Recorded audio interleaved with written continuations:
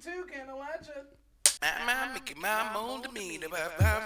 Just Go with me, go with me. Everybody wanna pay, but I on the pay. Everybody better want to pay. Better read down the pay. Better 55 my mouth is about gold again. If you have with me, if you want to pay, never he got the bread. We can let it on. Come on, Cannalachia. Hi, Justin. Hey, Amanda.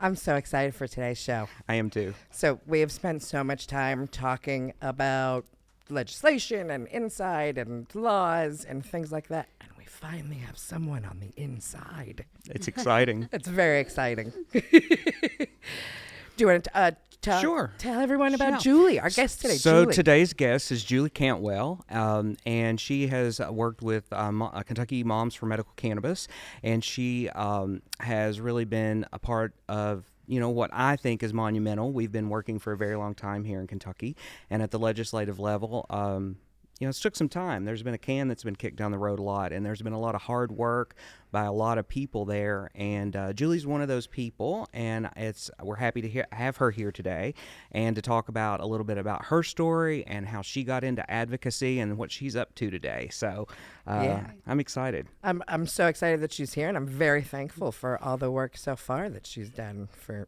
our state, our Commonwealth. I agree. So, but we do have a very exciting piece of Canada news this morning. That's right. This morning? Well, I don't know. Well, evening, morning. Depends on what time zone you're in. It's time for some Canada news.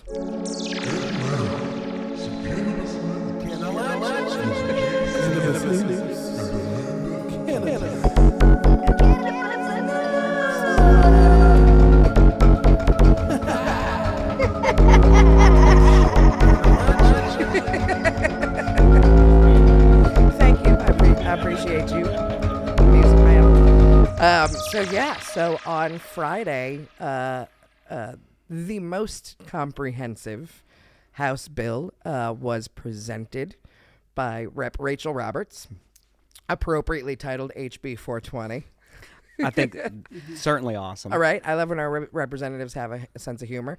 And it's the most comprehensive recreational bill to date. It includes the taxation. It includes really how to set up a board for cannabis regulations.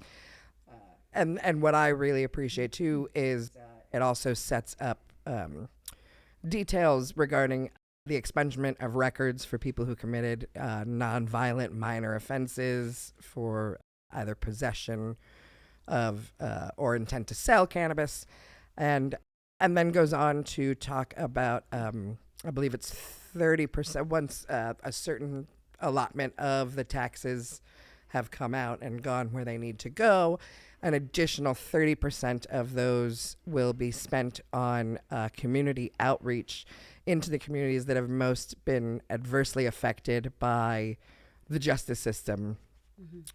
And it's the over-justicing, I don't the over-reaching and harm that it has caused specific communities that have been over-policed. Well, and I think when we think about that topic, depending on what area it is, I mean, that conversation could go deeply on how people feel about that. I mean, that probably even goes back as far as to touch on topics like racism and those different things, and displaced communities and those sort of things. So giving 30% of that back to create things like jobs and programs and health and wellness and child care and all of those different things, those are beautiful programs to think about for those communities. Yeah. And a lot of great, the actual bill itself lists the ways in which, and we can refer to it so we can be more specific. Well, I know maybe. that I had read that I think up to 5% local communities can have a tax on that. Yeah. I think there is an excess tax of 9%. Yes, 9%, and I don't know. And it might be time for me to get glasses. Right. There was specific dialogue about 30% of remaining funds would go into leadership programs, business education, health, wellness, all of those ways that these communities have been adversely impacted. It also would forbid an employer from discriminating against an applicant or an employee who uses cannabis outside working hours. So, Yeah. I As mean, it should. I mean, they can't, could you imagine? Again, I go back to alcohol all the time. Could you imagine if you got fired because you went to a bar after work right. and your boss saw you at the bar and was like, you're drinking alcohol at 9 p.m. at night? Well, it's certainly something we have to think about here. I mean, we're the bourbon capital of the world, and I have not a problem with that. That's a part of our history. But, anything can be abused. It's just one of those things that if we're going to have simple legislation and regulations for alcohol, then we should be able to have it for cannabis. Well, yeah. No, you can't show up to work drunk. You shouldn't show up to work high. But what you do when you're off the clock. Exactly, is your business. Yeah. So I know, Julie, that you're very much a big, what you do is Moms for Medical Cannabis. Do you have opinions about recreational bills or? Well, do you want me to back up and tell you about how I got here and lead that into? I think that would be okay? great. Yeah. Let's start with your story and then we'll come back to that. Okay, Yeah. back to that. Okay. So, let's see, our son, Preston, Tim and I's son, our firstborn son, Preston, he's 23 now, but when he was 4 years old, he was diagnosed with epilepsy, which was, at the time it was petit mal seizures. And through the years, of course, now I said he's 23, but through the years we have been to 4 different states, a neurologist, every medicine you could possibly think of, and eventually he was diagnosed at the Mayo Clinic as drug resistant. So my husband over there says one day, Preston was 15 years old, and it was like, why don't we try medical marijuana? And in my mind, I'm thinking about him being up in his room, smoking a joint, listening to Jimi Hendrix, and I'm just like, oh my gosh, we can't do that. I mean, it scared me at first because, of all the propaganda and everything you've ever heard about it. Of course. So, I think that at the time, CBD wasn't around or readily available. So we had to actually drive to Colorado to get CBD, which we went through Charlotte's Web at the time. And we drove all the way out there and just got one little bottle of CBD and brought it back home. And like I said, at the time, he was having around 200, I might not have said this, around 200 petit mal seizures a day. Wow. Which was all day long, just in and out, maybe lasting 5 to 20 seconds. But you'd be talking to him and he's gone and comes back. And that was all day long, every day. I can't imagine what that must have been like for you as a mom. It was hard, but it was so hard for him. He barely made it through freshman year and sophomore year of high school. Yeah. And he always had to come back to the conversation that he just completely missed and try to pick up where he left off. It tore my husband and I apart. But so within 6 weeks of using the Charlotte's Web CBD oil, he had it's hard for me to remember all this, but I'm gonna he had a video EEG at Cosair's Hospital in Louisville, and it showed 0 seizures. Amazing. Yeah, amazing. That is amazing. And he was the first patient up there that Cosair's had seen that was on cannabis oil. So it was pretty shocking. So for a few years after that, he did not have any seizures at all. And then, strangely enough, as CBD became more popular, his seizures started coming back. And I mean, I have my own theory with that. When he first started using it, it was almost like motor oil. It was very, very thick. And then as time went on, it became watery. More diluted. And I think that it was just a concentration issue. So let's see, fast forward. So he was having seizures again, really bad seizures. And again, we were looking for something else. We wanted him to be able to use cannabis. Let's see, was it 2000?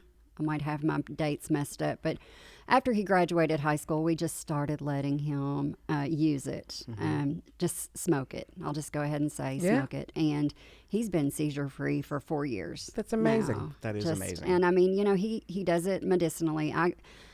I consider it all to be medicinal, in my opinion. Yeah. Just because there's so many people that have reached out to us that use it for anything imaginable.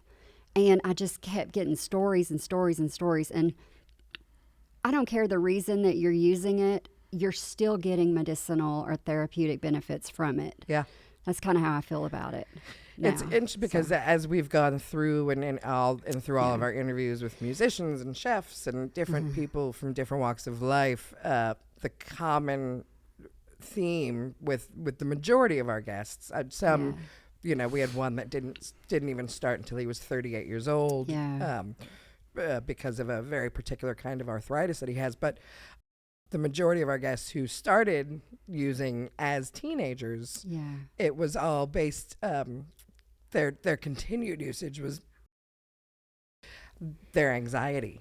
Right, absolutely. You know, all teenagers, we go through those, you know, am I normal? Is everything, you know, everybody is judging me and I'm judging myself. Right, and the world sucks and the world's out to get me. But when I smoke a joint, it doesn't feel that way anymore. Right. And that really, you know, at 15, you don't have a name for that, you know? Right. You don't. You just think that you're a weirdo.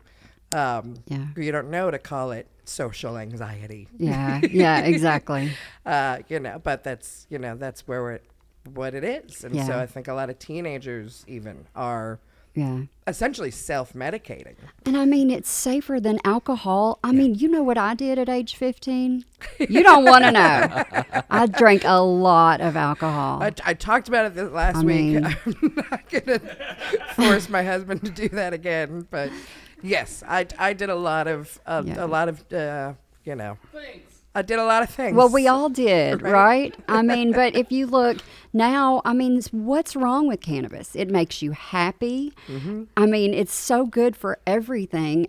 I see it a lot differently than even a lot of Republicans in my state do see it. I mean, they're, oh no, we can't go recreational. You know, we can't be having everybody stoned. Well, I question Why? a lot of that. I think about the years worth, the years that we went through and the decades we went through of propaganda. Yes, and I think how, you know, misinformation and, you know, that term misinformation has been thrown around over the past 3 or 4 years a lot. But to think about how that propaganda has embedded itself into the minds of people here, to the fact that people will suffer or allow a family member to suffer because they're afraid of utilizing a plant. And, you know, I know stories from back where I grew up. I know someone who that up and left and moved their family to Colorado years ago because he was a daily user because he had major anxiety issues. And he not only had a business, but his family was well known in the region, and there was issues. He'd get pulled over, and then it was just a mess. And he literally uprooted his life and took his family and went to Colorado. And I knew some of his family. I did some business with them. But that's just one story. There's multiple stories, so and no many. one should go through that. And the thing is, you know, when I have friends and loved ones on both sides of the aisle, and I can see that, and I try to have respect for that and wish we could all kind of come back and sit at the table together. But it's one of those things that I think about when campaigns are ran, especially on the Republican side. A lot of times we hear terms like family values and we bring up Christian principles and things, but at the end of the day, if your neighbor is suffering and they're hurting and they cannot live a healthy life, then what is wrong with them using a God-given plant to be able to live a better, healthier life? To me, that is a blessing. And to take that blessing away is wrong, regardless of what political side you're on. You know, at some point, we have to start thinking of one another as brothers and sisters and what's in the best interest of us all. And, you know, we've got other states ahead of the Commonwealth right now. We've got other countries ahead of this nation when it comes to this topic. And we have to start really asking the question, who doesn't want us to use this plant? I know. I mean, the majority of people are using it anyway. Why don't we set some basic guidelines, follow those, and give back from this plant to our communities? Because you can abuse anything. And I say it over and over. We can talk about a substance, but we're not talking about the trauma, you know, at the end of the day. I really think that's where that's at. I've got a story for you that goes kind of along with this. But, you know, I've been up in Frankfurt advocating for about a decade.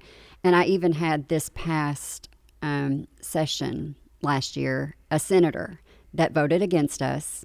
He showed me pictures on his phone of his x-rays of his neck. He's got all kinds of screws in his neck, and he even told me, I suffer from chronic pain. He said, I had fibromyalgia. I've got these screws in my neck. He said, I would qualify, but I would never use it because my son has been arrested for it many times, and I'm not going down that road. And I'm just thinking, that is Makes so sense of that. ridiculous. Uh, Yeah, you hear that all the time. Yeah. So, Senator, hey, maybe look at some of these bills. Right, Looking right, if right. your son has Right. non-violent, if they're all non-violent possession offenses. Well, you know. what it was, I looked it up. It was DUIs. He was drinking and driving, and he just happened to have cannabis on him. So, Yeah. just, It's not. But again, I think, to sit down and have the conversation, I think from a standpoint of trying to find that space of being brothers and sisters and not being as judgmental as possible. I mean, observing things, we're not always ever going to always agree on things. That's just the way it is. But when I hear that, I think, here is someone who had chronic pain that could have used this plant, and he's basing it on maybe an action of his child. But the thing is we don't know what was going through the child's life at the time that this was going on. Right. Whether it was But it just also doesn't make sense. I would go back and Yeah. go, hi, Senator. So I looked up your child's offenses, and it actually Yeah. shows DUI. So Yeah. do you also abstain from any kind of alcohol? oh, absolutely not. He's all for bourbon. That's what I meant. Oh, yeah. yeah, So yeah, bourbon's I know. okay. Yeah, even bourbon's though, okay. You're going to use your son as an excuse Yeah, to not yeah. help Right. millions of Kentuckians Right. without actually facing the real facts. Well, and I think another thing that we have to look at too is, and I see this over and over, and I know that being in the public eye and making decisions and a lot of the things that legislators have to sit and discuss, they're not always easy topics, and you can't please everyone. However, one of the things that I continue to hear, and this is something I'm trying to work on in my own life as a part of my healing, is the ego, and when we look at leaders, when I'm listening to them being interviewed and they go, I believe, I don't think this is right. Yeah. What I'm hearing is I. You're a leader to Yes. represent the people in your Exactly. community. So you should be voting with what the people are saying, need, or want. And Yes. I mean, the majority of Kentuckians, I believe, have spoken. We have been out Yeah. on the road the past 6 years in different communities. And the people we meet and the discussions we have, there's multiple generations talking about cannabis now. There's the great-grandparents remembering the ages of the hemp, and the grandparents, and there's grandchildren, and there's now grandchildren helping grandparents with their arthritis by saying, hey, Right, here's a yes. product for you. And I think that, it's really shifting. I think there is, though, so much stigma still from the propaganda, and that it is rooted so deeply that people will allow a family member or themselves to suffer over that. And I think if I had to push that button myself in Frankfurt, if I had to vote, I would have to sit there consciously and think about the number of children that may be epileptic, or that the person that has such anxiety they might not even be able to get out of their house to live a decent life or hold that job. I mean, these are topics that need to be addressed, and I think that there are people in communities that they're speaking to one another, but they're not being heard. Well, and I think like you just said, what does your district think? That's your obligation, which is exactly why I'm running, because nobody up there is asking anybody what they think about anything. They think that we elect them because we care about their opinions. We don't. We care about our district's opinions. Yeah. I mean, that's just how it is. I mean, I just, in my head, I keep going back to, all the marijuana propaganda scares of the 1950s, and then my head goes term limits. Yes. Yes. Because yeah. I think so many of these, and not everyone, I know that there's younger and newer legislature out there that are also voting no, but I think the majority of them are of an older generation who still wholeheartedly believe the nonsense spewed by, the reefer madness era. Well, I think it's either misinformation or that they are following the footsteps of those who came before them, Yeah. or their campaigns are probably financed by people that don't. And They now don't we're want it. coming Yeah, into you're a right. new You're right. generation of misinformation. I don't know if you guys watched the Grammys at all last night. I got bits and pieces of it. Well, during the commercials, there were 2 commercials back to back specifically for Kentucky, regarding cannabis psychosis and I yeah, did not see that. See, and I missed that. Are See, it's- you serious? and it's what I was talking about with that judgment, that verdict Mm-hmm. that came down in California. I knew that was, so I don't know if you've heard. Yeah. And I didn't want to talk about it on our show, but then we kind of did. I don't know if we edited it out actually at this point. But a woman was found not guilty by reason of insanity for stabbing her boyfriend 118 times. Wow, I didn't know that. And a cannabis psychosis, and I'm using quotes, because she took 2 bong hits of a specifically potent strain, Oh, wow. and she had only ever used cannabis less than half a dozen times prior in her life. I don't know. I'm not, but you know, the fact is that the reason why she was found not guilty was because 2 psychiatrists came on and said, well, yeah, it could be. But the fact is they weren't there at the time. It's not like she has no history of mental illness that it's a whole thing. Yeah. But but therein lies the question of, just because she has no documented history of mental illness, how do we know that she doesn't actually have an Right. undocumented history Right. of mental illness? Well, and I think we also have to take into account cannabis use has been pretty prevalent for decades. And how many cases of this have we seen before now? Right. I mean, anytime that a human body takes in a substance or a chemical, there is a chance of a bad reaction. Of course. More than likely, there was some undocumented underlying psychological condition that is being completely overlooked, and it could have been alcohol. It could have been a prescription drug that had been given to her that could have triggered something of Right. this. Absolutely. I think again, this was probably, if it hadn't have been right now at the federal level and at the state levels, the discussion of cannabis in this country, we would have probably not heard about this case, other than the fact that a woman did what she did. You Correct. know, and I think again, here we go with more propaganda, because if we started to really dig in stories across the country about different things happening, I mean, I think a lot of people have questioned our justice system over the years Right, because of some of the things that we've seen. Well, going back to commercials, I was just sitting here thinking that they can put a commercial like that on the television, but we're not allowed to advertise cannabis. That's Right. in the bill. Yeah.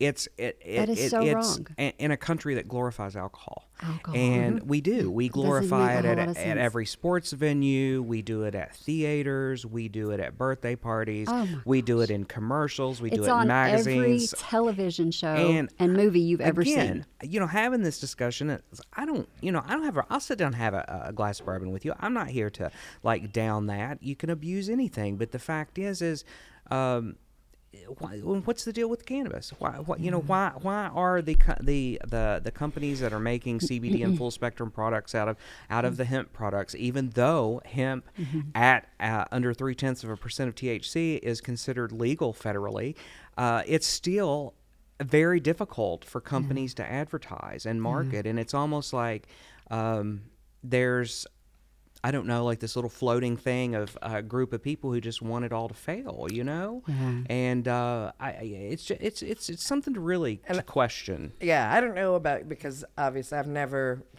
a little bit about my backstory for you, and we can cut this out for the listeners that have heard it a million times.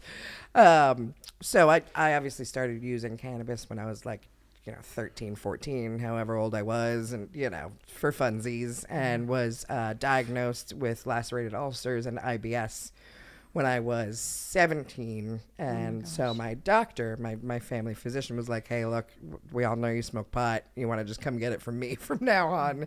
Because it was California. It became medical in 1996. This was 1998. But it was before we had dispensaries, so I would just go to my family doctor and pick up, he's like, I can only give you 1 bottle a week or whatever. I was like, all right, whatever. It's a supplement, you know, for how much I smoke the rest of the week, but that's cool.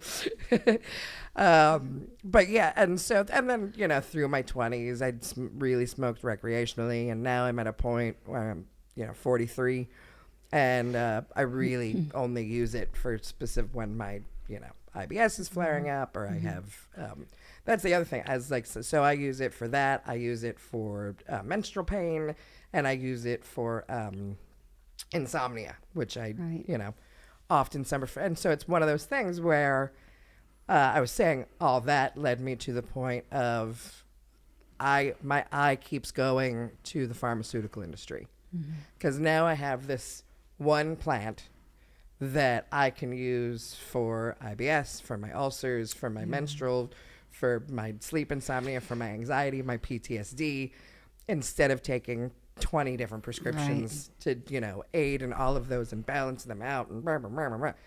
You know, now I just have one. And it's not addictive. And it's not addictive, and they don't have their hands in the pockets, because I can, you know, back in California, I can just go to the dispensary or however, you know, in Ohio, hopefully, you know, once Ohio goes, I can just go to a friend's house and Well, and I think pick that from their backyard. I think personally, when I think about, you know, I've said a long time when I talk about the Commonwealth, you know, I'm born and bred here. This is a part of who I am. No matter where I'm at, Kentucky's home. And it's hard for me to watch the states around us that are so ahead of us, and that people, especially people who are sick, who are getting in their vehicles or having to hire someone or whatever to get them, you know, 1, 2, 3 states away to be able to get what's working for them, what's helping them to live a healthy life. And, you know, it's sad to me. And then we have people who are discussing who's worthy, what condition is worthy. You know, leave that between the practitioner and the patient. You know, I totally agree. You cannot sit in Frankfurt and decide who is worthy in your community. You really I mean, can't. you don't walk in their shoes. You don't know what they deal with daily, and that needs to be left as a private discussion between their healthcare practitioner and the patient. I agree wholeheartedly. And one of the things, so even on the list, even on the governor's updated recommendation list, for instance, I see Crohn's disease, which is a gastrointestinal issue. I don't see IBS. And I don't see any specific there's no endometriosis on the list. There's no, you know, there's no specific women's health that we're looking at. And, you know, to think about psychological health, you know, whether that be anxiety or depression or those sort of things. I mean, when we look at statistics here in Kentucky, I mean, when it comes to obesity, diabetes, mental health, prescription drug abuse, I mean, we are off the wall, off the charts. And then we're running around like cannabis is wrong. Cannabis can play a role in healing some of this. You know, and it just flabbergasts me. It's hard for me to understand how we can have a legislative body who wants to continue to play politics with this and kick it down the road when people are suffering. And that leads me into a question that you may or may not have an answer to, and I'm really curious about. I know there's been a couple other bills that have brought up those additional conditions to add to the medical marijuana bill,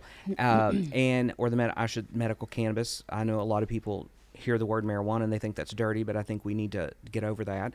But when I think about it, I think so. We have this executive order from the governor. Is that going to expire when the program does go in effect in January of 2025? And if that's the case, and we don't add these additional conditions at the legislative level, the people who are currently using it under the governor's executive order may lose that if it's not extended. And I would hope that the governor would look at that, and you know, I would think that he would, if that's not going to happen at the legislative level, would reintroduce that so that those people could continue on the path that they are. I mean, I can't. I'm not asking you to speak for the governor or anyone else. I could definitely speak on that. So those conditions have been introduced in a bill.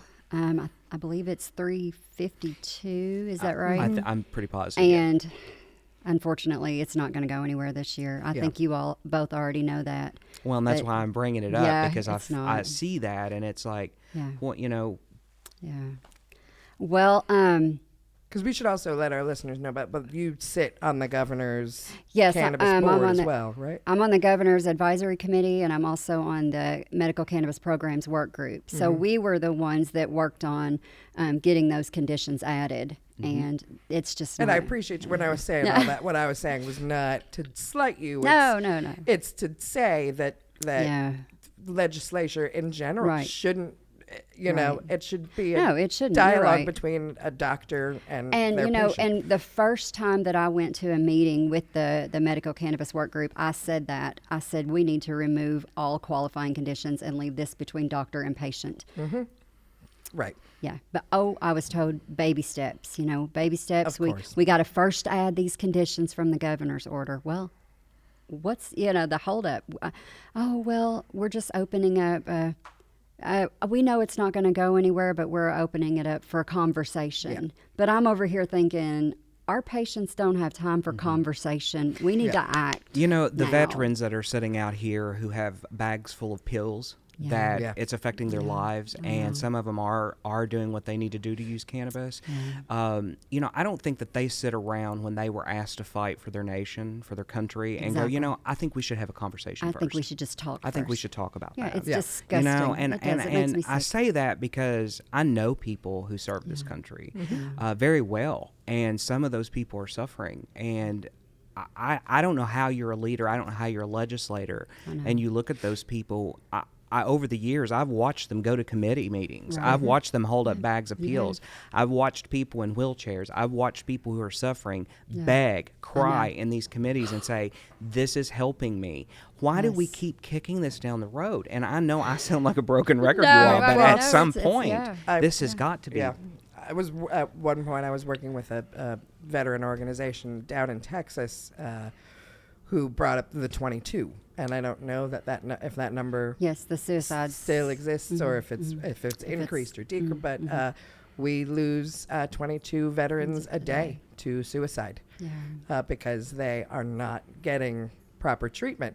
That's not to say that marijuana would end all veteran suicide by any means, but I think that there is a lot of help that it can from anxiety and PTSD and all of the other maladies, physical pain, emotional pain that come with, having served in active duty. Well, and I know some legislators have brought up, so to give the Kentucky legislative body the benefit of the doubt, they did appropriate funds to the University of Kentucky for a cannabis research facility. Right. And a lot of people are like, well, we have that. Let's wait around. Here's the thing. That, when we start talking about the rescheduling or descheduling of cannabis, it really needs to happen at the federal level so that further research can happen and so that program at UK can flourish. And that's really more at a federal level. But, while we've got decades upon decades to go of research. I get that for specific conditions, but there is enough anecdotal evidence that states that cannabis works for people. Yep. And, we can still continue on as things progress and allow that cannabis research facility at the UK to flourish. I mean, I would love to see that happen in the Commonwealth. Don't get me wrong, but I don't think that we should tell people who are suffering today with certain conditions that, what, you're going to have to hang on and wait until we can do that. Yeah. Because Israel, California, Colorado, there are smaller studies that have been done, and there are practitioners who have worked with patients who have documented what has worked. There is enough information out there to allow people to utilize cannabis. These studies, by the way, have been going on since the turn of the last century. Let's be clear about that. Right. This isn't. We haven't just started studying cannabis. What's happened is there have been, over a century now of studies done on cannabis that a lot of them have been pushed away, tucked away, and just not discredited, so to speak, but just ignored. Yeah. Because I was reading the other day an article about all of these different doctors that came out in the 1950s to actually discredit the reefer madness propaganda. and all of their studies showing the medical benefits of THC, of marijuana, and all of these different, I can't remember all of the maladies that they had studied, but, you know, they were all going, what are you talking about? Like, no, this is actually great. And, you know, so we do have over a century of studies that already exist that show its benefits. I mean, so why do we need the UK Research Center is my question. I mean, I think it's a waste of money. Well, just myself, because we've got the studies. I think, I think there's studies there. I think I can see kind of that on a scale. Like, I don't think everything should be based on the research facility at UK, but I think about things like, so I went to school to study massage therapy, and I started utilizing CBD on my body, and then started using it with some folks, and ended up helping to develop some products. And I would love to see those products go into some trial studies, but to do that, cannabis itself has to be rescheduled or descheduled, and it would take a facility of some sort to be able to do that at the clinical level. So I get that. I'm not like totally against it. I think what kind of maybe ruffled my feathers, or, you know, hit me in the ass, was the fact that we felt like we shouldn't move forward for patients today based on the research center. So yeah, but I don't disagree with, there's a lot of funding I think that gets thrown around and wasted. A lot. That one, I don't know. People have their opinions about the University of Kentucky, but I think I would love to see Kentucky flourish when it comes to further research of cannabis, but I don't think we need to tell the folks who are suffering that they need to wait for that. Right. So, No, you're right. so Yeah, no, I mean, further research just to I have agree. a deeper understanding, sure, why not? But research needed to, you know, further legislation, no. Go fuck yourself. Well, I mean, people are already using it. Right. So why put these people in jail? Right. Exactly. You know? And I say that, like you say, I'm right, but maybe I'm not right. That's just my opinion. But I don't know. And we have to think about that. We have to think about today. And I know Amanda and I have talked about this before and with other guests, but there are people serving time right now for cannabis, but we've got organizations and companies all across this nation currently, you know, selling product. And it's like, how do we do that? Yeah. How do we do that? And how have we allowed for so long for us to utilize this substance to create the barrier of racism and to criminalize certain people? Not, you know, is there a handful of people somewhere in the world that's like, oh, if we keep cannabis like this, then this is what we can do? You know, I mean, who's holding on to that last grip? Is it pharma? What is it? You know, and to each their own. I'm not against Western medicine. I'm about integrative health. And I want to see East and West talk. I want to see people sitting at the table. I want us to kind of come together and try to find some sort of common ground to heal individually, and then to heal collectively. And I think that there is a possibility if we can do that. And I think cannabis plays a role in that. Yeah, absolutely. Antibiotics for the flu, echinacea for a cold. You know, There you go. Well, and I'll be honest with you, Or whatever, you know, antivirals, whatever. I use a lot. You know, I create some natural teas and tinctures and stuff of my own from plants so that I don't overuse antibiotics. Because you know, I'm glad that antibiotics were created. I mean, obviously we need them, but we've also got into a place where, when I speak with practitioners that I know, where they've been put in the place between insurance companies and a lot of other things to make certain decisions, and also malpractice, that if a patient, let's say they come in and they have a condition that they don't really need an antibiotic for, but they continually say, I need an antibiotic. So the doctor's put into the place where if I don't write the script and something happens, it could put me in a liability issue. So, I mean, we have seriously overprescribed antibiotics, in my opinion, in this country. I don't even know. I haven't been on antibiotics in like a decade. Well, no, and I haven't took any either, but I know people who do. But I think there are natural substances that people could use for smaller, less dangerous conditions per se, to kind of not overuse antibiotics. And, I'm a big thing about if you do have to have an antibiotic, start eating some kimchi and take some probiotics and get your gut health in check, But that's a whole nother episode. So Yeah, that's definitely. not what we're here for. Yeah. So one of the things I'm curious, it's been in the back of my brain while we've had this ongoing conversation, is you talked about how, when someone had suggested cannabis for your son when he was younger, and your fear of, me in his room smoking a joint. Yeah. Have you now gone and further and experienced that with other people who you've been able to sort of calm their anxieties? Well, absolutely. I'm glad through you brought that education? up. So my mother, who is, she's pretty conservative, but she was recently, almost 2 years ago, diagnosed with glioblastoma, brain cancer. Yeah. And, I just said, this is what we're doing, period. I know what we need to do. We need to do FICO or RSO, and that's what we're doing, and that's all there is to it. She had went to, the doctor had told her that her prognosis was 12 to 18 months.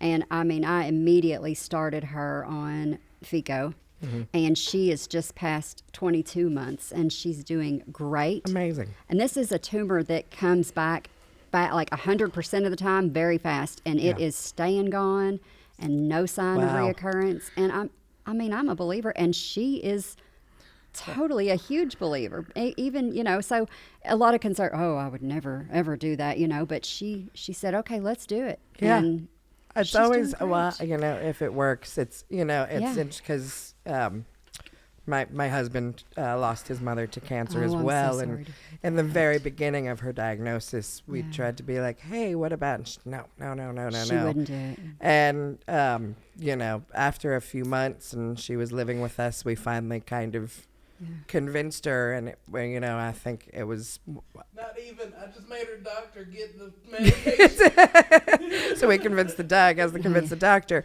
But it was then that we finally, she was able to eat a full meal, and she has passed away, but there was moments of, even if it was just the mental, and the hunger, that there was joy. I feel like that was brought about. I don't. Am I explaining what I'm explaining right? I made her a lobster. She hadn't really been eating, but she took one of her, her marijuana pills, whatever it was, and she ate a full lobster dinner that I cooked for her. And we sat and we watched, a great movie, Everything Everywhere All at Once. And so there was moments of joy, and I felt like a lot of that came from the release of the anxiety and the release of the, all of the anguish that comes from, knowing you have this diagnosis. Well, and sorry. No, go ahead. It was, when you think about losing your mom, there was just no other option to me. I knew what needed to be done, and we were doing it, period. And that's just the way it is. And, with my son, too, that's my husband was like, we've got to try this. Yeah. No matter what. I couldn't imagine who wouldn't, and hearing the story that you were just talking about was it your grandmother, Chill? Mother. Mother, I'm sorry. Is to think about a lot of times we have legislators and folks who, they're like, okay, I'm okay with it at palliative, with palliative care at the end of life. But it's kind of like, why are we not allowing people to live also in those moments? And why has it just got to be in the last very few weeks or days? Why can't they have a better life? Very much fighting, and she was actually technically in remission at that point. Her, I don't, not to get into the specifics of what happened, but it, so it wasn't, thankfully, it wasn't just because of palliative care. It was actually like, let's, ease some of everything else that's happening. And I believe that the easing of the stress in those moments actually did help to bring her into remission, because when you reduce those things, when your body gets to relax a little bit, and it can start to really heal itself. Well, and I know sometimes, when we're on the show and we're or on the podcast and we're speaking with people, we usually ask them, look, what was your first experience with cannabis? And we've talked about, your son and stuff, and that's Right. not something, you don't have to answer that if you don't want to, but I know that in the past you've publicly shared some of your yeah. own story, and Absolutely. I commend you on that, and I think that someone who's willing to put their self out there to represent their people regardless of their party, that have Right. the ability Right. to meet people where they're at by sharing their own stories and their Right. own experiences is extremely important. So I don't know if you want to share any of your backstory. You want to know when the first time that I used cannabis? I mean, sure, if that's something you... Okay, this is traumatic, kind of, but I was 15, and back then there was, when I grew up in Owensboro, and there was a liquor store that would serve us no matter what. Yeah. Yeah, We yeah. all had, I mean, we that all liquor did that, store. right? I was in California. I have So that. I know that exactly. guy. See, I So- grew up with bootleggers. Yes. So- Oh my gosh. Okay, so some friends of mine and I had went out to. We went to the liquor store and we got. I think it was Jack Daniels, is what it was, and we were out in the country just on this old road drinking, and someone had brought out a joint. And by then I was already completely wasted, 15 years old, and I had never smoked it before. So you know what happened. I smoked it, and I was so sick. You went to the uncomfortable planet. I is what was we call that. throwing up. We were in a car, a little escort. Do you remember those yeah. escorts? Yes. Yeah. And there was like a window, and you had to push it to pop the window out. And I was trying to throw up outside of that window, and it was Like, inside. are you talking about outside. like the vent window? Yes, like a vent window, and I Yep. was like, pull over. It was horrible, and it was The uncomfortable awful, planet. Awful. So that's how I kind of learned: don't drink first, Right? and then smoke. But yeah, so Yep. yeah, But I'd love to have your son on at some point too. he and- would like that. I think he would really enjoy that. Yeah, That would be I'd really love cool. to hear his Yes. perspective of Yeah. how much, because although he Yeah. started using cannabis at 15, it was not recreational like the Right, rest of us. It was right, monitored by right. his mom. Right, which, right. That's a fun. Yes. What? Awkward. Yeah.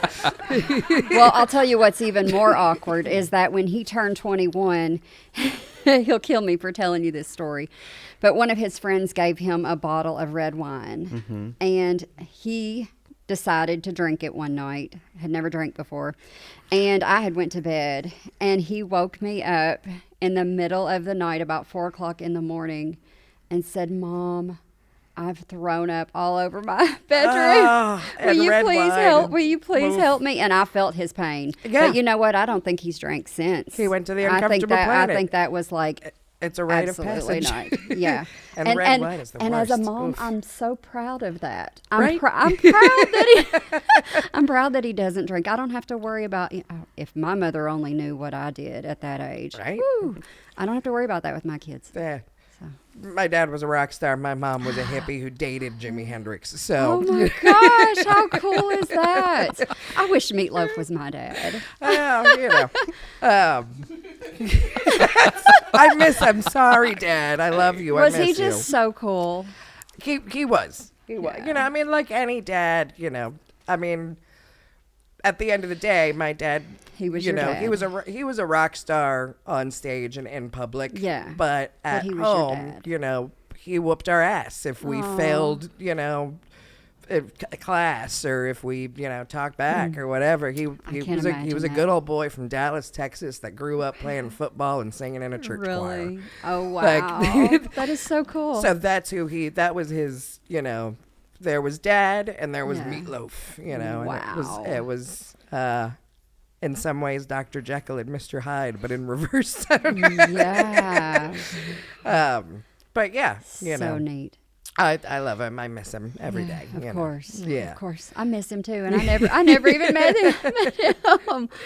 But yeah, no, so it's always your story is just so exceptional, and I love Yeah, well, thank hearing you. about it. And I don't use cannabis now. If I had a reason to use it, I would. But the past 10 years have been so hard being an advocate for this, because I've had so many legislators and public officials call me a pothead, and we would stand out on the street in my town and hold signs saying, please support cannabis, honk for cannabis, and they would say, oh, she's a panhandling pothead, and just stuff like that. I mean, they would call me every name in the book, knowing that I don't even use it. But if I had to use it, if I needed to, then I would. Yeah, my mom, when the PTA ladies would be mean to her when I was in junior high, she would say, yeah, I tried pot once, and I never exhaled. Oh, I never exhaled. And there you go. It's interesting that you say that, Julie, because when I'm not from your area, but some of the stories you've shared with me remind me a lot about or of the area where I grew up. And when I think about that, you're out there fighting for people who can't fight for themselves, and you're doing something that's not easy. And people are criticizing you for that. I think that's where we have to, that's where we have to stop, and we have to pause, and we have to think collectively, because, I mean, what kind of strength does it take, and what kind of person does it take to fight for people who can't fight for themselves, but allow people to disgrace them while they do it? I mean, I think there's a famous story about that. Yeah. So I would have people think about that, like, to represent and to stand up for others, even if it's against the grain. Well, I'm very open about my past, and I have suffered with drug addiction myself. So I was a prescription pain pill addict for 8.5 years, and then when I came off of that, I was put on Suboxone. So, and at the time, I didn't know much about it, but I was hooked on Suboxone for another 8.5 years, and I'm very open about it. I took myself off of Suboxone and went through a massive withdrawal that was life changing. My husband knows. Congratulations! Thank you. My mother is an active addict. Unfortunately, it's the hardest thing I've ever done. It was such a psychological nightmare. Not just the physical aspects of coming off of it, but the psychological was like being reborn again. I tell people that all the time, because everything just changes. Your perception of everything just changes. And now I see things a lot differently than I used to. But I can relate to drug addicts, and I understand that that's a massive problem that we have to deal with in my area. I think all of us, if we don't have someone in our family, I know I do. You've already been vocal about it. I don't know any family that's not been affected by it. Yeah. And when we think about the Commonwealth, we think about Eastern Kentucky, we think about Appalachia.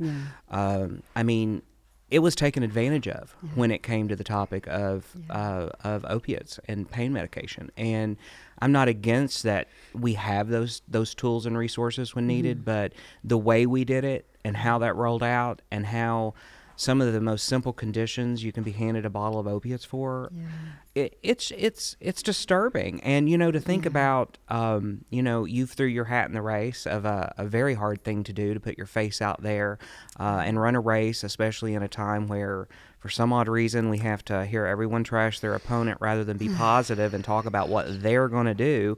I know my generation, maybe I'm not speaking for all of you, but I'm tired of hearing the negative campaigns. I don't care what party you're from. I want to hear your ideas and how you plan on getting that done. Don't tell me about the mistakes and the past of your opponent, because you're wasting my time, your time, everyone's time.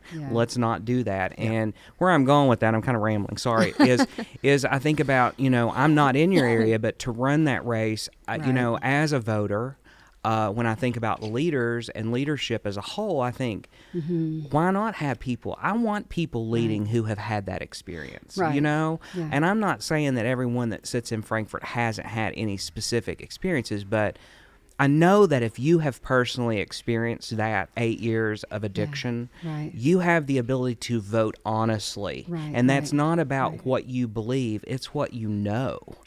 Because you've experienced that, and you can sit with the people who are experiencing that or living that each day. And to me, that's important. It's not about whether there's a D or an R next to your name. It's about how are you representing the people that you're there for. And I think, could go on all day about that. How much time do do all day. Well, as you know, I'm running for state representative in my district, and the local party there is completely trashing me. I am a registered Republican, and I'm running on the Republican ticket in the primary. And the party over there is completely trashing me, and not because of my character, not because of my work ethic, nothing like that. It's just because I supported Andy Bashir. Because that's where we've come to in Which politics. is ridiculous to me. Yeah. He's done a great job. Why does that have to be a problem? Well, I mean, whether you agree or disagree with the governor, there's probably at least 2 or 3 things that I personally probably didn't agree with Andy. But we're not always going to agree. But do I think Andy did the best with what he was given? Yeah. Absolutely. I couldn't imagine being in his place and being handed what we just went through for 3.5 years or almost 4 years or however many years it's been because we've lost time. But it's crazy to me. It's kind of like, it's obvious that some Republicans crossed the aisle to vote for him. I mean, let's take a look at that. And a lot of people across the nation watched our governor during this, and whether we agree or disagree with things on that, because there are some things that I didn't agree with, but that doesn't mean that I don't think Andy, I don't think Andy's a bad person. I don't think Andy is, I think the majority of the decisions he's made were made out of compassion for others. I don't know. I can't really speak for Andy, that's not my job. But also, I just want to, not to get off the Andy Bashir train for a second, but to get anything done, I think politically on a federal level, but even more specifically on a state level here in the Commonwealth, there has to be more bipartisanship. There has to be more coming together. I agree. We're not going to accomplish anything really if, this, HB 420 and the rest of them all brought in and co-sponsored and backed by Democratic leaders with no Republicans backing them. Whether or not, and I don't know every Republican representative, but a part of me feels like some of them probably on a personal level, I have an inkling, would probably support the bill if they didn't feel as though, all of their fellow Republican representatives would, oust them and, have a situation where, we turn the Commonwealth, sessions turn into what's been going on in Tennessee for the past, it's a high school. It's high school popularity contest is what it is. And so many of them are not looking at their district and listening to their district. Yeah. Where has that gone? And like I said, doing this for a decade, I have, because you were there. I mean, we went up there and beat our head against the wall for a decade because they would not listen. So I thought, I need to do this and I need to listen. Yeah. Let's do more listening. I wasn't there as much as you all were there, but I in my past, I have some experience of being down there. And I get that. And when you're talking about bipartisanship, we have seen some Republicans who have sponsored or co-sponsored some bills that are related to cannabis. However, it's really hard to get people on board the bipartisanship, it's like together. And I know that word a lot of times is thrown out and maybe it's becoming like just a key flashy thing to say, but I think at the end of the day it's how we are going to progress. And there is a word that's another key word that people take out of context is to use, but why don't we want to move forward? Why do we not want to grow? Why do we not want to prosper? And we have to do that by sitting at the same table. And the 3 of us sitting right here probably have a lot of opinions, and they're not always going to be the same thing. But I think to have respect and to be able to hear one another and to discuss those things and try to move forward. I love the quote, voting for politicians is like waiting for a bus. The first bus that comes might not be getting you exactly to the front door of your destination. But if it's getting you a block or 2 blocks away, you're still going to get on that bus. Absolutely. And you're going to walk the rest of the way, or you'll catch the next bus. But you're not going to sit and wait for another 5 years until a bus is invented that takes you to the door of where you want to go. Well, I think if I was sitting down there to cast a vote right now, knowing that, and it's even coming out out of some of the senators and legislators' mouths when they say, well, we're headed there. We know it's going there. I would want to know that I was on the right side. And maybe I shouldn't say the right side because we throw the right and wrong around a lot, but maybe, things change. I mean, history writes itself, and I think this is a monumental moment because when we think about cannabis, whether it's medical or recreational, at some point we have to look at that as an individual liberty in a way, and whether you're independent, whether you're libertarian, whether you're Republican or Democrat, at some point, I think personal individual liberties and being able to live your life the way I believe that our founding fathers wanted us to, so that we don't have to agree, but we can live in peace and we can prosper. I think that, we've got to come to some sort of common ground there. And not verbatim, and I can't remember the quote since we're talking about quotes, but the one that has always stuck with me is the reminder that when you're on the side of the majority, it's time to take a pause. Yeah. And it doesn't matter who you are, what side that is. When you're on that side, it's time to take a pause and to think and to question. And at this point, I really feel like, if we're moving that way and you're a leader, then why not get on board, because this is affecting people's health. Yeah. And we're watching it happen all across our country, and I just don't want Kentucky to be last. No, and I will say that she had asked me Amanda had asked me about recreational, or you did, one of y'all did. And, a lot of people do ask me that, and I always say that recreational cuts the red tape for patients. Mm-hmm.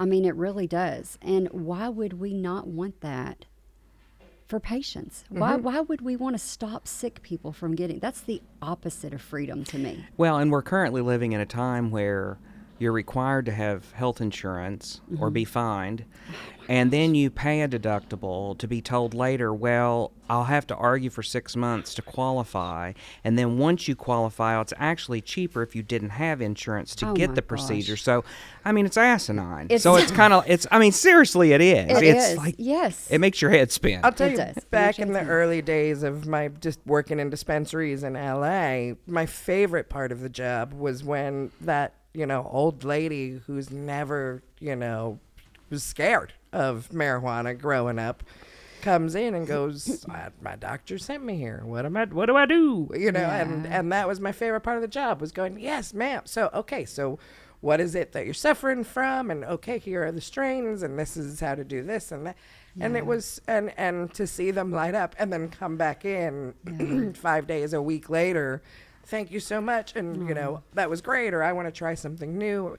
But, obviously being in LA, majority of my clients were like, 18 plus coming in from UCLA or whatever, like I got a call for whatever nonsense they had. Yeah. But my best days were the days when it was someone who was genuinely coming in for a real medical reason and really wanting to have having this experience for the first time, and then seeing that the difference in just their being. And I've totally stood behind Kentucky Moms for Medical Cannabis, Kentuckians for Medical Marijuana, everyone that's been fighting, and I'm for having dispensaries and stuff. I think it's a great place for people to get educated if they're completely new to it or have a certain condition. There's a lot of positive to having that program. But like when you say, it does cut the red tape, and that's what led me into my little rant on the insurance, because those are the things that Americans are currently having to deal with. And so, people who are suffering don't have time sometimes to wait. No, they don't. And it does cut the red tape. And you're talking about how when you were in California, having people come in with a condition and you talk to them about a strain or that sort of thing. We have in certain recreational states, we have places that may not be quote unquote just a dispensary that are selling certain products that they legally can, that do have employees or owners who are educated to help guide people, which is it's a positive thing. So, you may not find that in every retail location across legal states, but I think it's happening more and more, because everyone I meet who gets behind cannabis to sell it, it's because they're passionate about it. Right, You know. Right. So even in LA, I left. I know all the sorority girls are going to show up if I say it one more time. Sorry, inside joke. If I say LA too many times in my accent, Here they come. then blonde sorority girls show up that's and funny. harass me. The thing. But I digress. No, so in the dispensaries now, even we're recreational now, but you go in if it's your first time at a dispensary, and even though it's recreational, they still refer to you as an FTP or a first-time patient. And you get a discount, and then usually, you walk into a brand new dispensary. The first question is, cool, what are you looking for? What are you trying to get out of it? And what's your dosage? We usually, with guests that are actively using cannabis, we ask them for what's your bad dosage story? Yeah. Because I even have we got married in June in Vegas, and I ate too many edibles and tried to leave the hotel room, and it was a terrible idea, and we went back and got room service. It happens. It still happens to the best of us these days. Yeah. But I love that sort of feeling of, things have changed, I think, a little bit, even at the, going back to, maybe it's because we're going back to the same dispensaries that we've been going to. So now it's like, what do you want? Cool. Here it is. Get out. But that's because it's, they keep every time you go, they take your ID. They go, oh, okay, you've been here 6 times, or whatever it is. But for the most part, the level of service that you do get, especially as a first timer, and really, or I've had instances where I've gone in and gone, hey, I've already been here for myself, but I'm here for my mom. This is what we're dealing with. This is what we're going through. Help me out, and it's great. And I also love this because, so while I can grow my own flower, that's all fine and well. I love dispensaries for the new ways in which technology is helping them to infuse. So my favorite's a brand called Positivity, where I can get an infused tea. There's an infused honey where the bees are actually making the honey from the cannabis, and so all these I'm not gonna start my own apiary, in order to make my own infused honey. I would love to, but my husband's gonna. He's like, we don't need bees in the backyard. I'm sure. I have a Why not? See, I would totally have an apiary. I have a plant problem, so so if you ever you want to partner on that, we can do an apiary somewhere in between. But I digress. But that's my I love going in and what are the new products? Who's doing what these days with, and not so much the gimmicky ones, although they make me laugh. I don't know if you saw Mike Tyson was doing the ears. He was doing the ears, the gummy ears, which is I'll tell you how well that company has now gone under. Has it? Oh yeah. I didn't know that. When they're that gimmicky. Yeah, it had a bite out of it, right? Yeah, it was supposed to be Evander Holyfield's ear, and it had a bite out of it. Yeah, where Tyson had bit Evander's. Yeah, that whole company's. Okay. Because the gimmicky stuff really doesn't work, and people are starting to figure that out. That cannabis users that are regular users, we're savvy people, and while we might try a new strain or a new product, I'm not gonna go far from my tea, my honey. I'm not a smoker anymore. I like edibles. I have a very specific brand, and I like tinctures. And I might try a different brand of tincture. Yeah.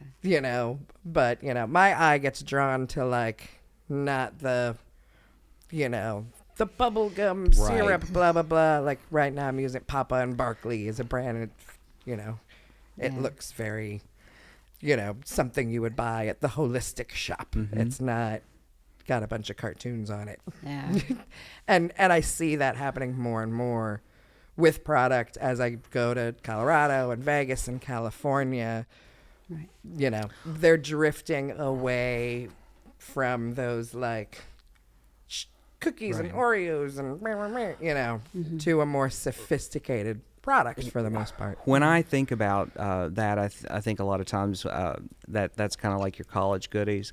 When we were creating the Ancient Aromas brand of products, what we sit down at the table and we talked about is we wanted a brand that was a simple look, but we wanted it to look rustic because it was based around what did the ancient folks use? What Right. plants were they using? And then you look into the love that. terpenes of those plants.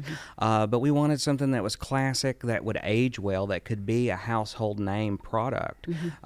Growing up, my grandparents raised me, and there was things like Riley salve that you can still buy, and they were in these old tins, and those brands, and they're still alive and well today, probably 100 years old. And I was like, I want a product that's a good quality, that has that label, that can be a household name, regardless if you're in New York City or you're in, Lexington, Kentucky, or whatever. But I agree with you. I mean, there's a place for everything, but I think, you can have your Cheetos that are infused or whatever that might be, but what really draws my attention is the terpene profiles of products. I still want Cheeto. I have a whole thing about everything that's infused is always sugary, and I just want I want some infused beef Some jerky, salty. some infused Cheetos, I did that Infused just beef for you. jerky. right? Okay. Some Doritos, something. If it has to be like a not gross is not the word, but it have to be an unhealthy junk food. At least give me something savory, man. Well, I guess we could keep it healthier. We could do some Right. hummus. Yeah, that's true. You could do some hummus. Yeah, you can do infused hummus. No, I actually was up last night thinking about like if I go through with my idea of doing an infused brand, sauces. Nice. Like aiolis and barbecue sauces. Yeah. and Alabama white sauce. Alabama whites. That's where I got because he made me some Alabama white sauce okay. yesterday, using a recipe from a Vegas chef a chef that I love. But yeah, and then I was like, what if you infuse this? Because you infuse could. the mayonnaise that goes into the sauce. Yeah. Anyway, Very sorry. interesting. No. It's kind of making me hungry. Okay. So, I want to ask you a few more questions, Julie, on a more Okay. personal level, but don't worry, not about your cannabis Okay. use in Okay. particular. Yes. And I think we all probably know the answer to this question, but I'm going to ask you anyway to hear it in your own words. But Okay. what is your greatest inspiration behind this fight for cannabis? Oh my goodness. Well, who or what? Either one. Okay. Well, a lot of people, obviously, Kentucky patients especially, we did the tunnel wall. I don't know if you saw the tunnel wall at the Capitol, and that was such an amazing thing that we did to.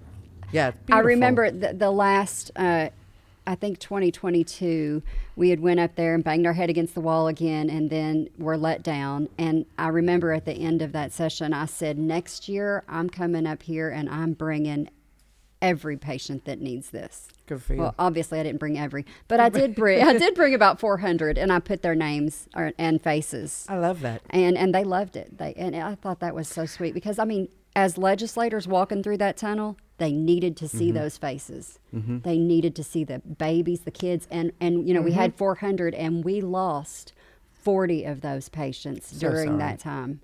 Yeah. And we would put little angel wings on their picture, so they needed to see that. Yeah. And I'm glad that they did see that. But back to getting off topic here. My greatest inspiration. So besides my husband.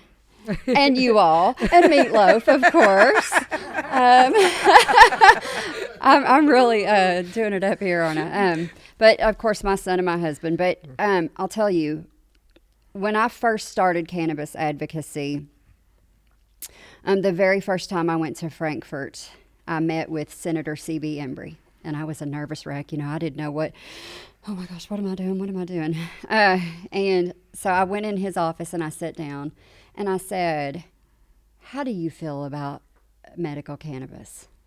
And he said to me, how I feel about it doesn't matter.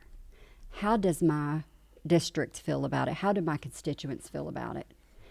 And that just floored me because I'm like, wow. And, I know we've already talked about this a little bit, but, and that was 10 years ago. And since then, I've not had not one legislator that I've met with has said that exact same thing. They've all just said, well, like you said, I don't like it for this reason or whatever. They never say, and not only that, but even on the House and Senate floor, not one of them has ever stood up and said, okay, I'm not for this, but I'm going to vote on this. I'm going to vote yes because my district wants me to. They all just had said, no, and this is the reason why, blah, blah, blah, blah, blah. It's telling. I mean, and it's what they're doing in Ohio. Yes. So, so C.B. Embry, he passed away a few years ago of cancer. But, he was such an inspiration, I think, to me because he always listened to his district. And even if it went against his personal opinion. And I mean, I'm hoping that I get elected, but if I do, that's the kind of legislator I want to be. I want to make sure that my district comes first. Well, always. and I think that's ultimately what we need. And when we talk about that, there are people in Frankfort. There are some people that are still there that were there when I spent some time down there.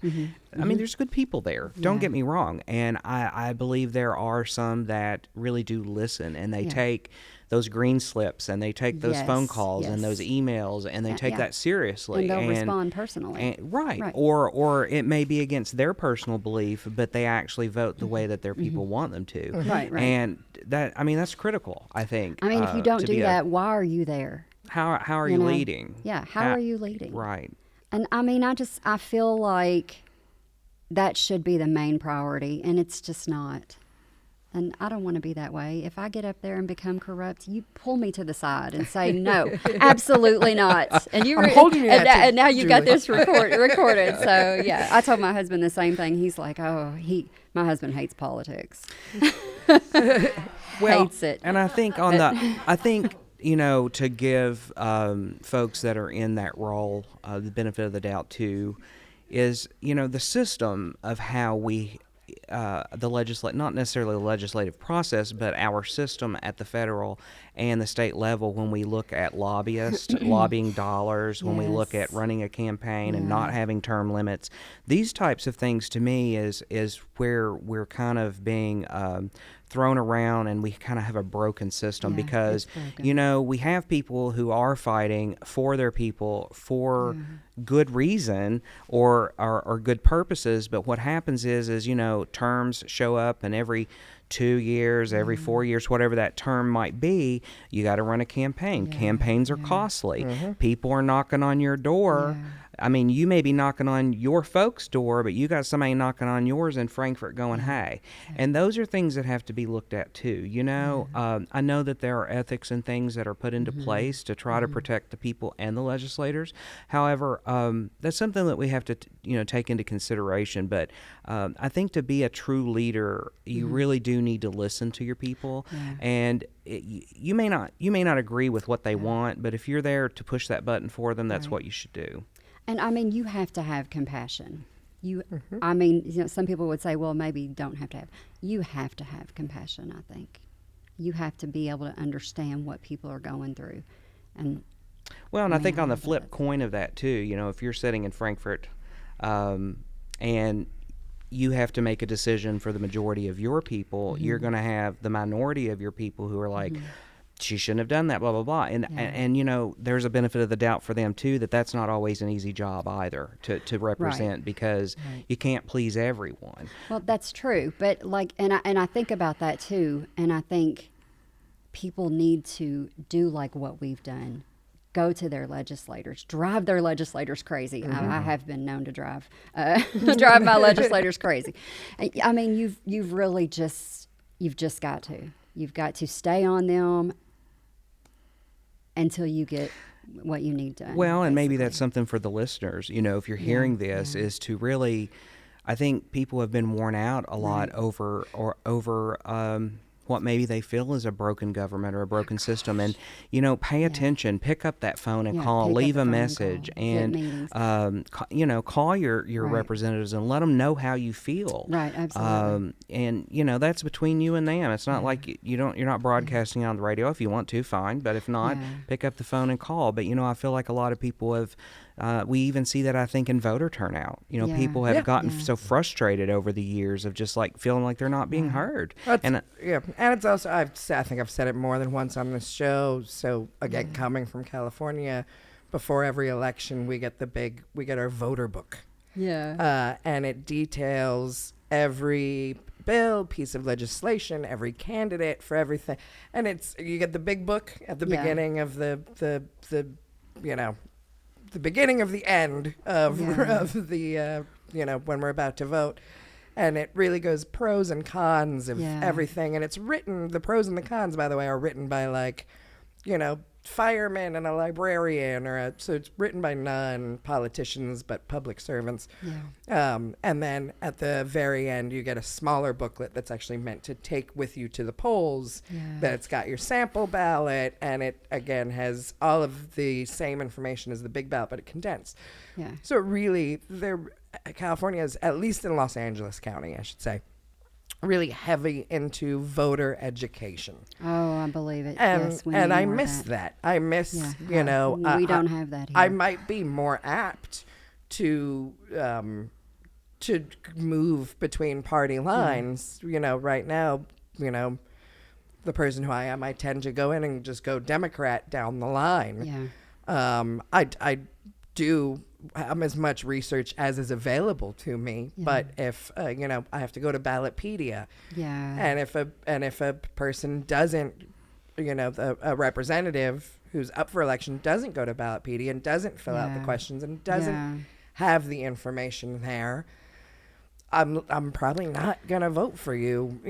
Well, like Justin said, what we do here is smear campaigns. That's pretty much, that's how we elect our officials. Who can cut the other one down the most and make them look the worst. Don't get me wrong. That's still how the advertisement and the BS works in Los Angeles. It's just, but I chiefly ignored that, and I would try and actually sit down and take, at least a few hours. And read through and understand. I wish people would do that.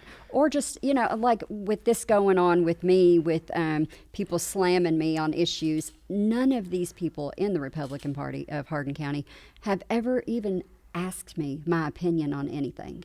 They just went to Facebook, they stole my pictures, and they say, oh, she's a horrible liberal, blah, blah, blah, blah, blah.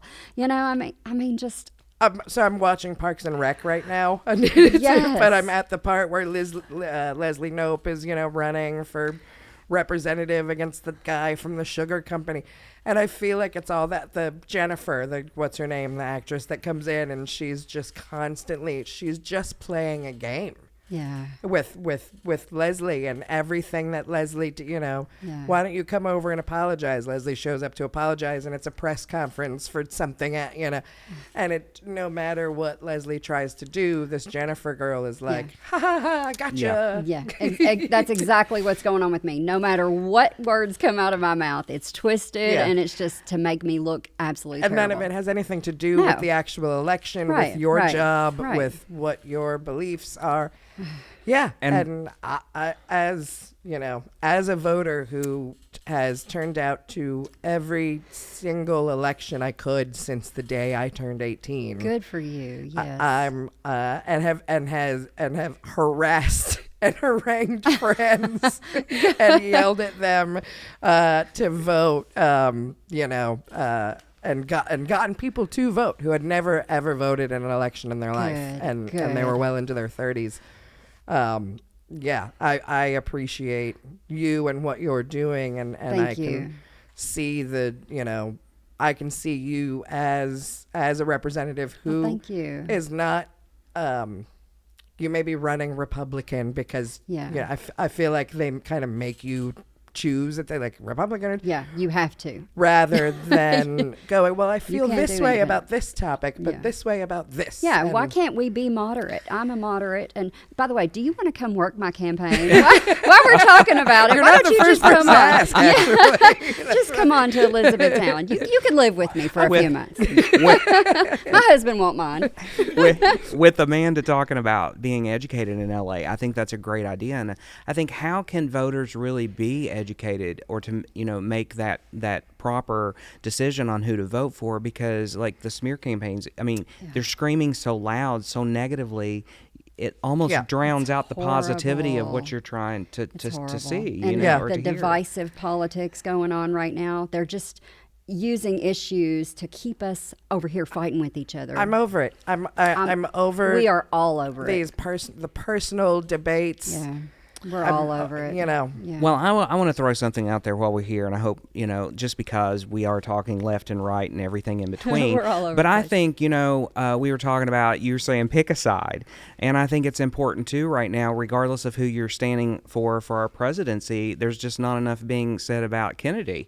I mean, it's like they're trying to keep him quiet. I want to hear his story, too. And I'm maybe so glad you brought him up. but- You don't look like you're a fan, Are but you- I and maybe I'm love sorry. Maybe I don't. I mean, and maybe I'm a that. huge I'm sorry. fan, huge I still fan. love you, Amanda. But I love mean, you I'm too. I'm I'm just. not- I just have to throw that out there. I just feel like. I think I don't know. I want to hear everyone's I'm story. a It does- huge fan. I'm not I saying really who am. I'm voting for. I'm just saying I want to hear all the stories. I want to hear it all, and I want like put them all on a platform together, and I want to hear what you're going to do so that I can make an educated decision. I understand why people are fans of Kennedy, going back to prior to this election cycle and some of the things that he's done and said are very much a turnoff for me as Yeah. far as leading the country. That doesn't mean that, I don't look at politics of like, that guy's a bad guy, that guy's a good guy. Like, Yeah. no, you've done things that I don't agree with on a political scale. And therefore I'm not interested. And I think that's completely fair. I think there's probably things They off. keep teasing Michelle Obama's going to run. I don't Well- think she is, but if that happened, I think there's probably things all three of these potential future presidents have done that I don't agree with. Yeah. But Yeah. but I don't know. I just throwing that out there, and I still love you. And I'm not saying who I'm voting for. I'm just saying we don't sometimes hear about things, and people. It's just like if you didn't have that book in L.A., maybe you wouldn't have made the best decision, or maybe you would have changed your mind if you'd known something. And so I don't know. I'm just throwing out that out there. We can move forward now. yeah, no, I'm always look. I grew up. Both my grandparents were born again Christian, extraordinarily conservative. My godparents, who were really like my grandparents, were New York Democrats, and wow. Yeah. So I had West Virginia conservative born again, and two people of Jewish faith from Manhattan, and my mom was a hippie, dad was a rock star, but mom was a Democrat, dad was not. So I grew up around as much as I've talked about growing up around all faiths and observing that, it was the same for politics, and I think that's really why I am the way I am now. It's I don't want to have to vote along party lines. I want to vote for based the candidate. on specific where you stand on specific legislation. Yeah, I personally would like to get rid of straight party voting. That's just my opinion. Yeah. But, and only because I've heard from a lot of new voters, and they go to the polls and they think that Republican and Democrat means what are you registered as. So they'll say, oh, I'm registered as a Republican, and then they'll go down here and they'll choose the candidate they want. Well, that cancels everything else out. Yes. So, there's a whole lot of, like you said, voter education that's needed. But I would like to get rid of straight party voting and just say, vote for the candidate. Well, and to me, that almost leads a voter into having to make a deeper, educated decision, or do a little more research. It's not like you're just going to go take that test and hit one bubble and it's done. Let's just leave, and I'm we going to should pass be- the test. We should be teaching that in schools, I think, voter education. Well, there's a lot of and things stuff. we should be teaching. Yes. You know, but I agree 100%. I mean, and you'll never believe this, but I failed government in high school. I did, and I love to tell people that now because life just takes you in just the weirdest places, don't it? The universe does that, you know. I just had no interest in high school. Did not even care. Now you I think the greatest experience or way to learn is through experience per se. And now you've spent 10 years on Capitol Hill fighting for something, and you've had to learn, and you've learned it well, and it's put you in a place where not only your passion and having compassion for others, but what you've learned, you're ready to put that to use. You know, I think it's time. And on that note, I have one final question for you. Okay. What is the greatest piece of advice you've ever been given? Let's see. Honestly, I don't know if it's the greatest piece of advice, but it's something that kind of guides me.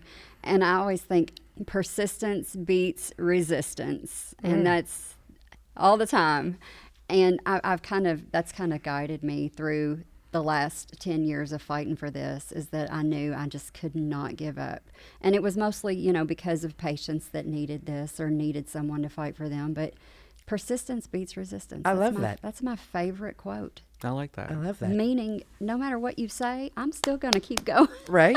I mean, I feel like that applies to as an actor, since childhood. Yeah. I feel that in my core too. Were you an actor too? I have been, and I'm just goodness, now. I didn't took know about a that. decade break, and I'm just now starting to get back into it, little by little. Having some auditions here and there. Wow, But how cool! I That's did so a lot of TV and some features in my 20s, and now Wow, I'm very cool. starting back out. But persistence Beats resistance. and. Yeah. Because as actors, our 90% of our job is getting rejected. Yeah, I know. And you just have to persist. And, you can't give up. If it's something that means a lot to you, you just have to keep going. Yeah. No matter, you're going to get beat down no matter what you do. You just have to keep going. Yeah. So I agree love with that. Thank you. Well, before we head out, I did bring some gifts for her. Yes. For Oh, my coming up. So I brought you some goodness. ancient aromas goodies. I got you some canna soak. So on these hard days of Thank being out you. talking to folks, you can soak in that. do it And I tonight. brought you some earrings that you Oh can my wear. gosh, So I love when you them. get that fair debate down there, you can maybe I'll wear 'em. I don't know. when I'm a representative, I'll wear them There right you- up on the house there you floor. go. How you like that? And I brought you some lip balm. Thank you. You really have amazing products. Thank you. I appreciate love that. it. Yes. I appreciate it. So, I Julie, really- before we Okay. go, where can our listeners and watchers, where can they find more information about you, how to vote for you? Okay, well, I have a link tree called a Linktree / Vote Julie Cantwell, and then I have a website as well, votejulieCantwell.com, and of course you can find me on Facebook, anywhere else, or just email me, reach out to me, call me. All my information is on there. I love it. Yeah. Well, I wish you the greatest, Well, the thank best of you. luck, Absolutely. and sometimes I don't know how long your current representative has been in there, but I think that we should. I think some people have said we should change our legislators like we do our underwear, but yeah. I think it's time, and sometimes we need to breathe fresh air into different places, and I would ask the people of your district to really look really hard at this. I'm not here to trash No, absolutely not. your opponent. However, you have spent 10 years fighting for people who couldn't fight for themselves. That has shown, and I know that it was a collective. There was many of you, but you spent a lot of time there, and I think that the voters in your district should look at that and really think about that when they go to the polls. Well, I will say that. So my representative did vote no on medical cannabis, and it did hurt my feelings, only because more than 80% of our districts supported it and were asking for it and were begging him for it. And, so that was disappointing. I think your legislators should really just listen to you. That's the most important part of being a legislator. And if someone's in Listen. your district and they're on the fence about that topic, Yeah. then maybe they should consider maybe a family or a member or a friend or someone who's suffering in a different district or whatever that case may be. But I really do wish you the best of luck, thank and you. I hope that the folks in your area will take a good look at the hard work you've put in over the past 10 years and give you a chance. Well, thank you. I hope so too. Thank you so much for being here, for taking the time to come and sit down with us today. We really appreciate you. Okay. And when you win, we'll have you back. Yay! That's not an if. That's a win. Hey. Win-win. Yeah. So, there you go. Thank you. So thank you again, Julie, for Yes. being here with us today, for taking your time. Thank you to all of our listeners and watchers. If you like what you saw here today, please give us a follow, a like, a subscribe. You can find us on Facebook, Instagram. We're working on TikTok. And thank you. We'll see y'all next week. See you next week. My Mickey, my moon to me, the vibe just go with me. Everybody wanna play while they're on the play. Everybody better want to play. Better read that with the vibe. Better feel the vibe, the vibe, from the rain. My mouth is about gold again. If you're high with me, if you want to play, everything got power with the breath. We can let it on. Come on, Cannalachia. I've never been to a silent disco, but I've been hearing about how cool they are. Have you all been? No. Pretty fun. You put your headphones on and you just dance. Yeah.